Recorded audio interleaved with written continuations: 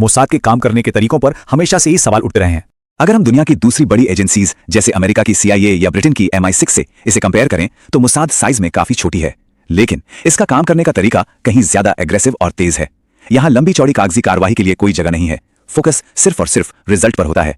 Mossad के तरीकों में टारगेटेड किलिंग्स, पहचान की चोरी, यहां तक कि हनी ट्रैप्स भी काफी आम हैं। जैसे 2010 में दुबई के एक होटल में हमास के हथियार सप्लायर महमूद अल महबूब को मारा गया। इस ऑपरेशन में 33 एजेंट्स ने नकली विदेशी पासपोर्ट यूज किए थे। या फिर 1986 में न्यूक्लियर विसल ब्लोअर मॉर्डके वानुनु को फंसाने के लिए एक फीमेल एजेंट का इस्तेमाल हुआ। ये तरीके काम तो करते हैं, लेकिन इनकी कानूनी और नैतिक हद को लेकर बहस हमेशा चलती रहती है। तो अब इस तुलना को जरा और करीब लाते हैं भारत के कॉन्टेक्स्ट में। इजराइल की मोसाद और भारत की रॉ, इनमें आखिर क्या फर्क है?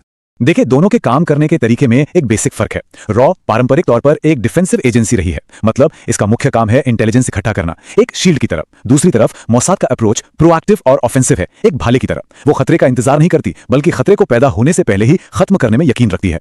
लेकिन पिछले कुछ सालों में भारत की नेशनल सिक्योरिटी पॉलिसी में भी एक बड़ा शिफ्ट देखने को मिला है। आतंकवाद के खिलाफ भारत का रुख भी अब डिफेंसिव से ज्यादा ऑफेंसिव होता जा रहा है।